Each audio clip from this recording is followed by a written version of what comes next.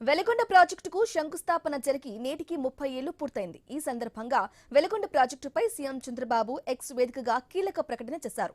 30 ఏళ్ల క్రితం 1996 మార్చి 5న తానే ఈ ప్రాజెక్టుకు భూమి పూజ చేసిన రోజును గుర్తు చేస్తూ ఇప్పుడు పనులను పూర్తి చేసి నీటిని అందించే అవకాశం తనకే వచ్చిందని సీఎం పేర్కొన్నారు.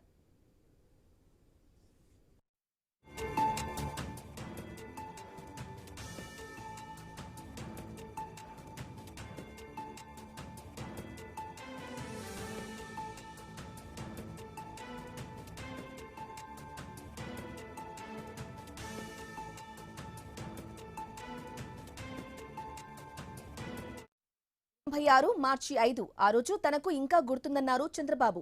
ఉమ్మడి ప్రకాశం జిల్లాలో వెనుకబడిన పశ్చిమ ప్రాంతాల్లో తీవ్రమైన తాగునీరు, సాగునీటి ఎద్దడితో ప్రజలు అల్లాడుతుంటే వారి కష్టాలు తీర్చేందుకు 30 ఏళ్ల క్రితం తొలి అడుగు వేశామని చంద్రబాబు గుర్తు చేశారు. ఈ ప్రాజెక్టు ద్వారా ప్రకాశం, నెల్లూరు, కడప జిల్లాలో 4.38 లక్షల ఎకరాలకు సాగునీరు, 15 లక్షల మందికి తాగునీరు అందించాలనే లక్ష్యంతో జలాశయం 44 నుంచి 43.50 టీఎంసీల నీటిని వినియోగించుకునే ఆలోచనతో 30 ఏళ్ల క్రితం ఇదే రోజున సీఎంగా తాను వెలిగొండ ప్రాజెక్టుకు భూమి పూజ చేసినట్లు తెలిపారు.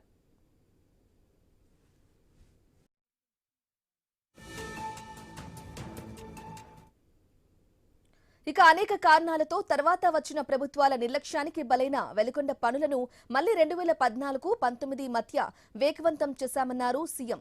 ప్రాజెక్టు కోసం 1,414 కోట్ల రూపాయలు ఖర్చు చేశామని అన్నారు. అయితే తర్వాత వచ్చిన ప్రభుత్వం అరకొర పనులతో తీవ్ర నిర్లక్ష్యం చేసిందని విమర్శించారు. ఇక ప్రాజెక్టు పూర్తి చేయకుండానే ప్రారంభోత్సవం పేరుతో ప్రజలను మోసం చేసి నవ్వుల పాలు అయిందని సీఎం అన్నారు. 2024లో కూటమి ప్రభుత్వం అధికారంలోకి వచ్చాక వెలిగొండ ప్రాజెక్టు అత్యంత ప్రాధాన్యం ఇచ్చామని సీఎం చంద్రబాబు తెలిపారు.